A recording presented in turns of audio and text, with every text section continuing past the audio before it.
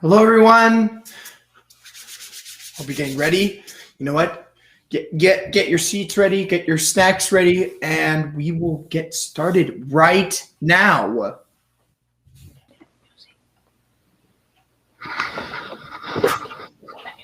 Mhm.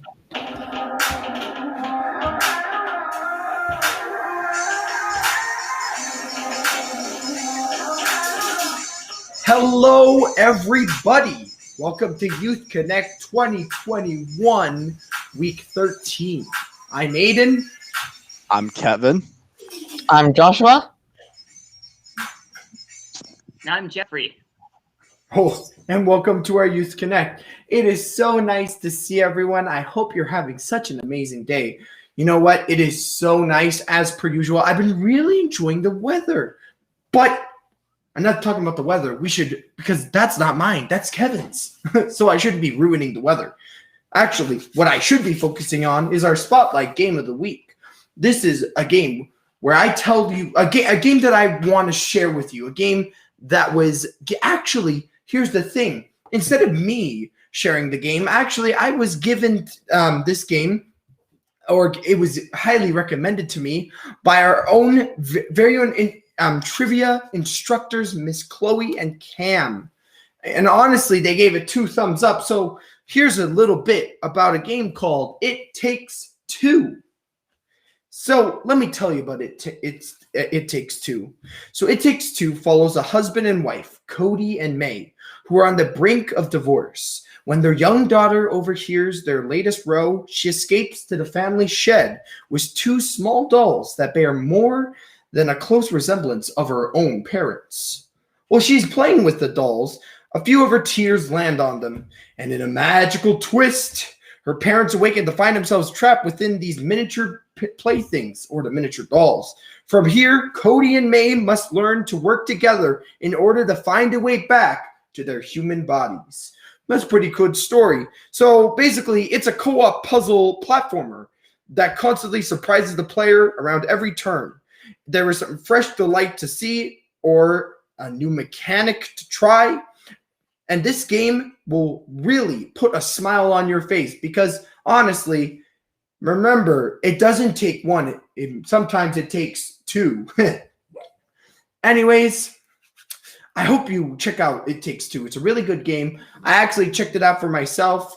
It looks really good. Remember, watch the trailer. I would say it's a must buy actually because it works on teamwork and it shows how you can fix a relationship by magic. I mean, obviously magic doesn't happen like that, but still, it would be pretty cool.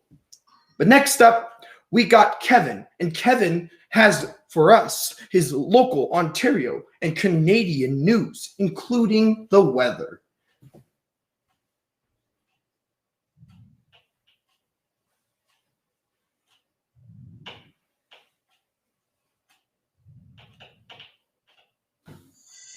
Good afternoon, folks, and welcome to Canada News at 3:30. I'm your host, Kevin Aruja. First, the headlines. COVID-19 cases for second day in a row as number of ICU patients surpasses 700. Dockford meeting with cabinet to discuss potential new measures for Ontario as COVID-19 cases soar. Moderna delays expected to push back vaccines deliveries by more than a week. Toronto police warn about ongoing work from home scam. And Maple Leaf star Austin Matthews out against Winnipeg Jets with injury. For the second consecutive day, Ontario is reporting another single-day record for new cases of the novel coronavirus as the number of COVID-19 patients in intensive care surpassed 700. Ontario health officials logged 4,812 new infections today, topping the previous record of 4,736 set on Thursday. The rolling 7-day average of the new cases is now 4,292, up by more than 1,000 cases per week over week. The number of COVID-19 patients in intensive care has now hit a startling new high of 701. According to data released by the Ministry of Health, The record high case number and hospitalizations come amid reports that the federal government is planning to introduce new public health restrictions to drive cases down. Premier Darkford's cabinet is meeting today to discuss potential new measures for Ontario after another record breaking day of new COVID 19 cases. Ontario is expected to unveil further COVID 19 modeling data on Friday as the third wave continues to worsen. Speaking to reporters on Thursday, Solicitor General Sylvia Jones expressed her frustration at the number of people who she says are defying the province stay at home order. Jones would not confirm it if a curfew is under consideration by cabinet, but expressed her concern about the rise that took place in Montreal after one was implemented. Ontario Hospital Association President Anthony Dale said in a tweet Thursday that the government must urgently activate even stricter measures to protect the health and safety of people of Ontario is this worsening pandemic. Moderna is facing a persistent quality assurance backlog at its production facility, a roadblock that has resulted in days long delivery delays for doses destined for Canada. The military commander leading vaccine logistics said today aren't any production issues with the shots themselves, but the process of the double checking each batch and then getting them out the door has been slower than expected, said Major General Denny Fortin. The manufacturer is also shifting from deliveries doses on a 3 week basis to a more frequent biweekly schedule, which has resulted 3 weeks in some unplanned logistical challenge. Unlike the arrangements for the Pfizer product, the federal government itself is responsible for picking up the doses for Moderna plants in Europe and distributing them to the province and territories. The 1.2 million doses that were slated to arrive in Canada next week are now not expected until later this month, possibly as late as the first week of May. Toronto police are warning the public about ongoing work for home scam that is stealing large sums of money from victims. A suspect reportedly posted an online job on an employment website that asks applicants to accept money through an e-transfer or deposit a check, police said. The applicant is then told to withdraw money from their own account and to deposit the money into a Bitcoin machine. However, the check that were deposited are not honored by the bank, and the applicant is left with substantial debt, police said. In addition, the e-transfer is later discovered to have been fraudulently obtained. It is unknown for how many victims have been affected by the scam. Toronto Maple Leaf star center Austin Matthews will miss Thursday night's game against the visiting Winnipeg Jets with an injury and is listed as day to day. When asked if it was a recurrence of a wrist injury from earlier in the season, Leaf coach Sheldon Keefe said, "It's similar but not the same." Keefe said the injury is not expected to keep Matthews out for long. Matthews stepped on the ice for the morning skate, but left before the session began.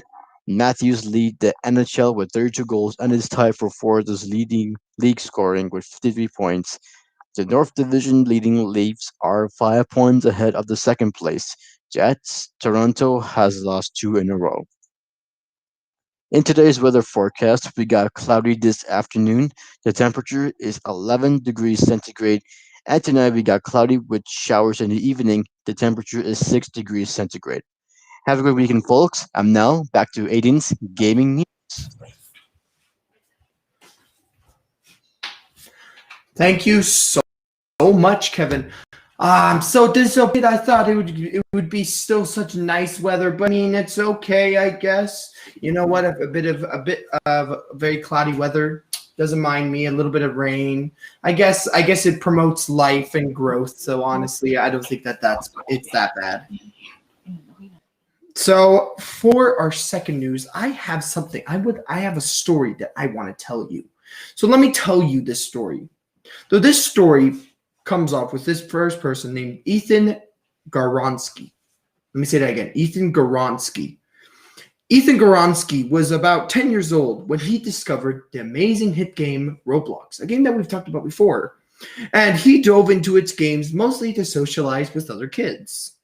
Now, at age 20, Goronsky has his own Roblox game that he works on full time with his girlfriend, Elle Depp.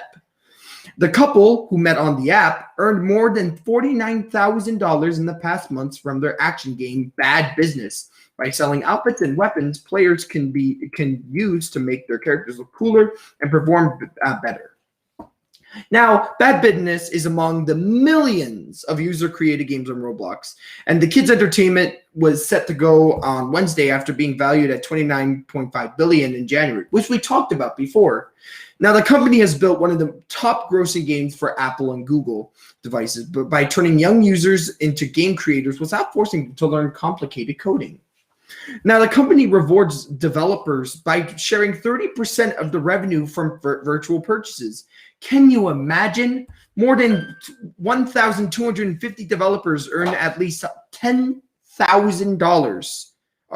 $10,000 in the digital currency Robux, which can be converted to cash. Over 300 have earned almost $100,000 or more.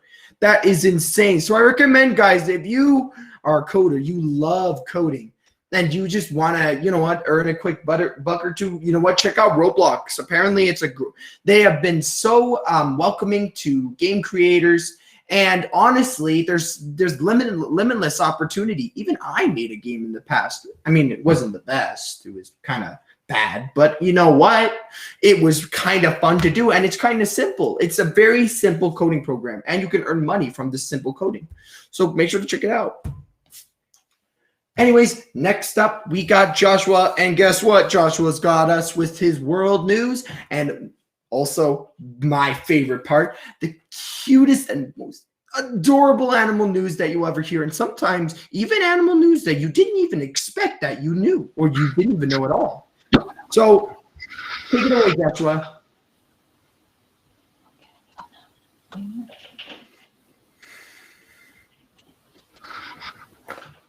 Good afternoon. Welcome to Youth Connect. Here's what's happening around the world.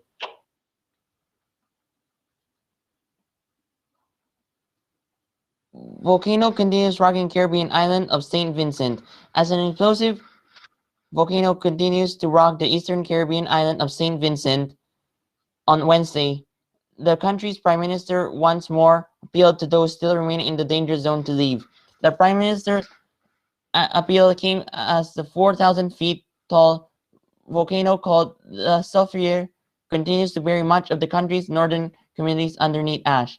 The lead geologists confirmed that avalanche of hot gases and volcanic dust and boulders were now affecting new communities into the volcano's path. When a volcano erupts, it seems gas, molten rock, and particles of rock and glass. Those particles, volcano ash, can have long-term effects on the surrounding environment and people. The volcano began erupting Friday afternoon, more than 40,000 years being dormant. Up to 20,000 people have been evacuated, and over 3,000 evacuees are staying in more than 80 government shelters. Didier Tribuc, the United Nations Resident Coordination for Barbados and the Eastern Caribbean, said the explosions are ongoing and they expect them to continue over the coming weeks. We are facing a situation with a great deal of uncertainty and also a humanitarian crisis that may continue for weeks and months, Tribuc said. The United Nations was preparing to launch the humanitarian funding appeal, he said. Japan to dump radioactive water from Fukushima plant into ocean. Japan said Tuesday that it would start discharging treated radioactive water from crippled Fukushima nuclear power plant into the Pacific Ocean within 2 years. Officials in Tokyo said the water would be filtered and diluted to safe level, but many residents remain firmly to oppose the plan. Petersburg protesters gathered outside the Prime Minister Suga's residence in downtown Tokyo to denounce the government's decision. More than 1 million tons of contaminated water is currently being stored at the Fukushima power plant in a massive tank farm, being enough to fill 500 Olympic-sized swimming pools. The wastewater comes from water pumped into to cool the plant's damaged reactors, and also rain and water that seeps into the facility, which was seriously damaged by the 2011 earthquake and tsunami that ravaged Japan's northeast coast. The government says it has run out of room to store all the water. The decision to dump Fukushima wastewater into the ocean has drawn fire from neighboring Asian countries and local fishermen along Japan's coast. Critics argue that Japan should continue storing the waste water near the stricken Fukushima plant. Turning to science news. A study says 2.5 million T-Rex roamed. A study says 2.5 billion T-Rex roam Earth, but not all at once. One Tyrannosaurus Rex seems scary enough. Now picture 2.5 billion of them. That's how many of the fierce dinosaur king probably roamed Earth over the course of a couple of million years, a new study finds. Using calculations based on body size, sexual maturity, and the creature's energy needs, a team at the University of California, Berkeley, figured out just how many T-Rex live over 127,000 generations, according to a study in Thursday.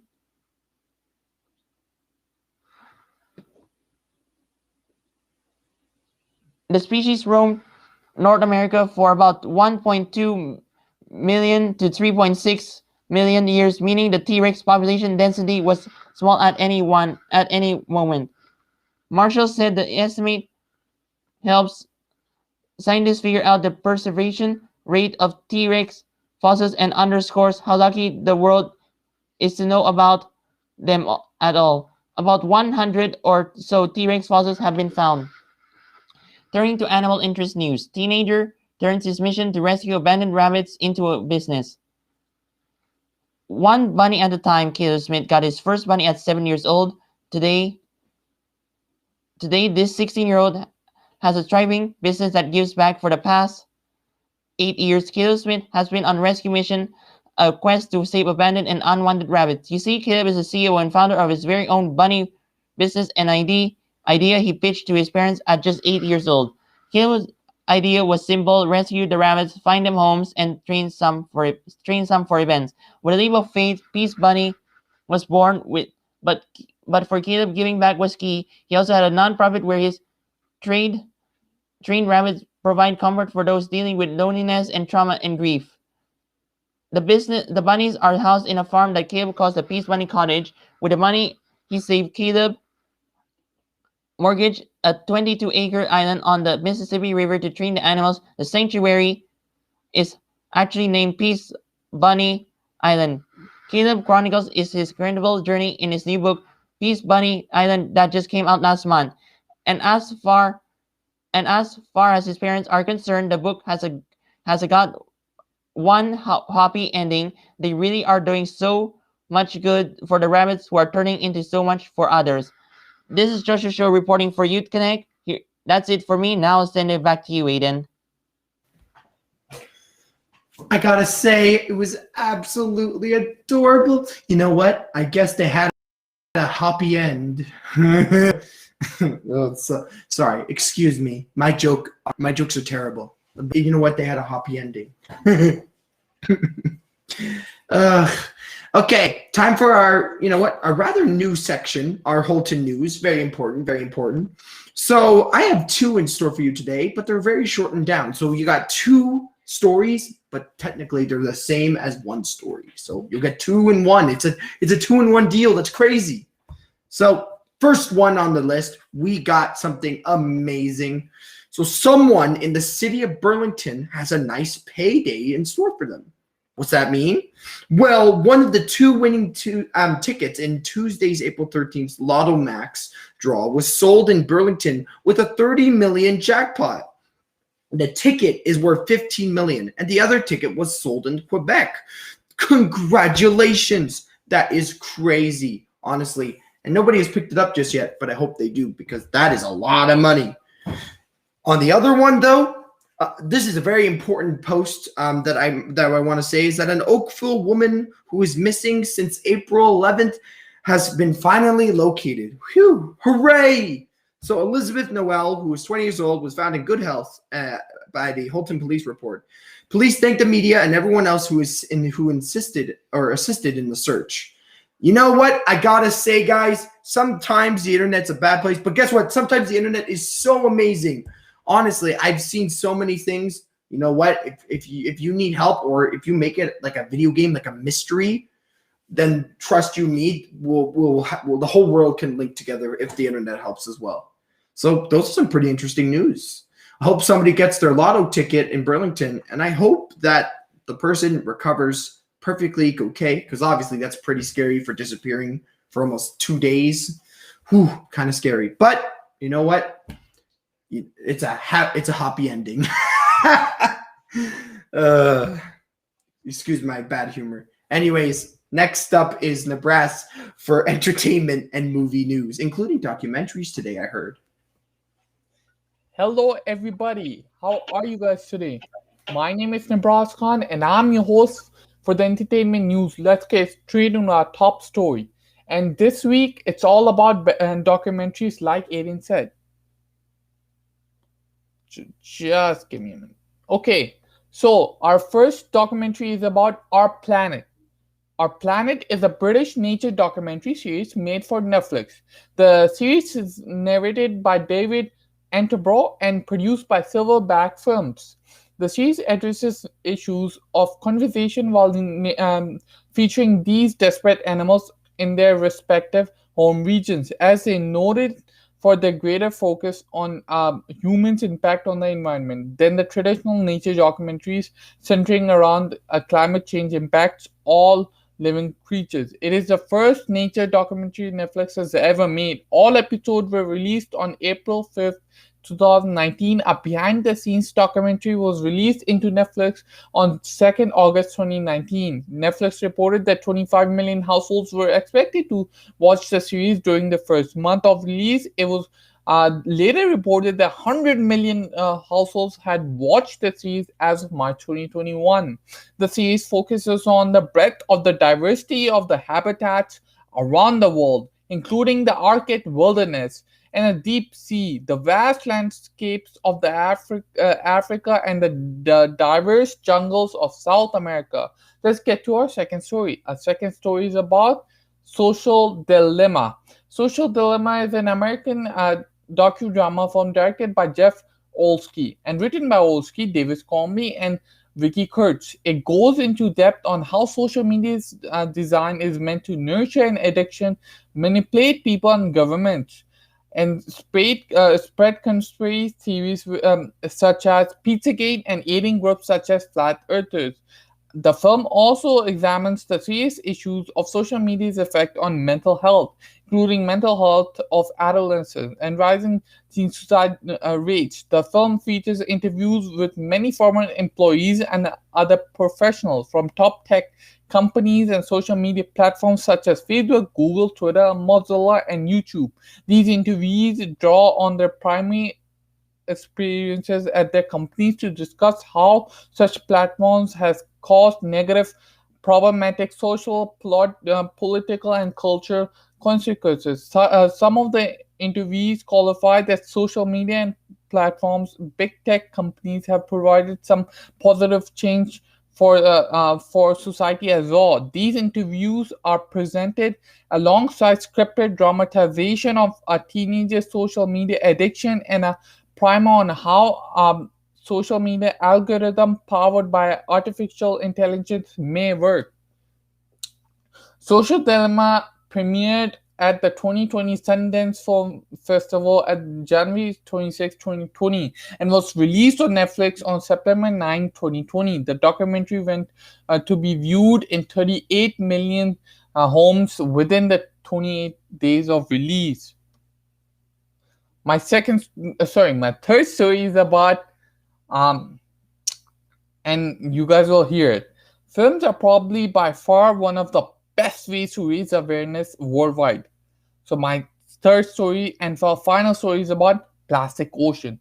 Plastic Ocean, by Craig Leeson is one of the most recent and shocking documentaries about plastic pollution. What first began as a search for the elusive blue whale ended up being an exploration of the fragile state of our oceans caused by over dependence on plastic. The journey covered over 20 locations around the globe, and besides showing the sad situation of the water, the director also deals with many repercussions that go hand in hand with it in a very easy and accurate way. But the thing about good documentaries is that they usually contain a lot of information which gets difficult to digest. A Plastic Ocean begins with journalist Craig Leeson searching for the blue whale discovers plastic waste in what should be the pristine ocean. In this adventure documentary, Craig teams up with free diver Tanya Streeter and an international team of scientists and researchers as they travel to 20 locations around the world over the next 4 years to explore the fragile state of our oceans, uncover alarming truths about plastic pollution, and reveal working solutions that can be put into immediate effect.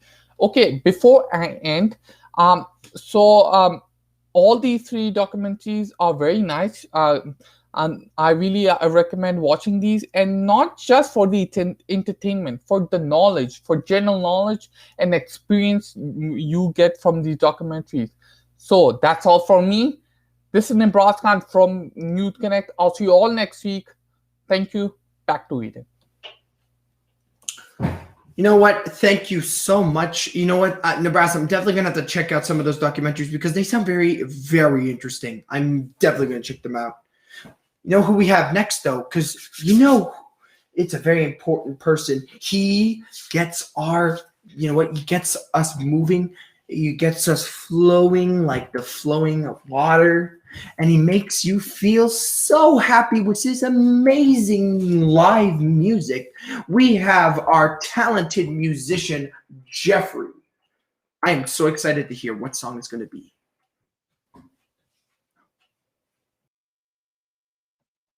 Thank you.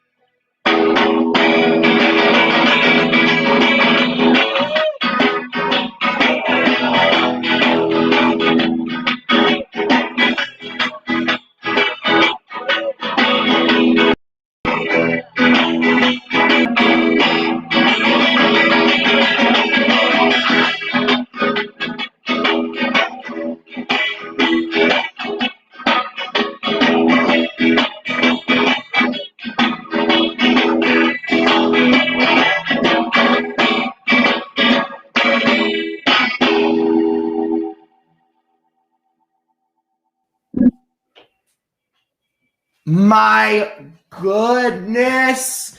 That was amazing. And Jeffrey, you looking pretty spiffy. I like it. I like it. Really looking fancy. My goodness. That made my end of the week into the weekend so much better. It makes me so excited. And you know what? Oh, that made my day feel even better. So thank you so much, Jeffrey. Now, guys, I gotta say thank you so much for joining us for our Youth Connect. You know what? It is so nice having you guys every single time and you guys joining us. So, you know what? I gotta say again, thank you so much. So I also have to thank you, Jeffrey. Thank you, Kevin. Thank you, Nibras. And also thank you, Joshua. Honestly, without you guys, Youth Connect wouldn't be Youth Connect, guys. And without you too, it's Oh, yeah. thank you so much. Absolutely. Well, guys, I hope that you have a great rest of your day. And you know what? I hope you enjoyed week 13 of Youth Connect 2021. Anyways, guys, we'll be signing off. Have a great day again. And you know what? Enjoy the weather. And you know what? Thank you, co-host. Thank you, Nibras. Thank you, Joshua. Thank you, Kevin. Thank you, Jeffrey. Every single time. So many thank yous. Thank you. Anyways, guys, have a great day. Bye. Bye. Bye. Bye. Bye.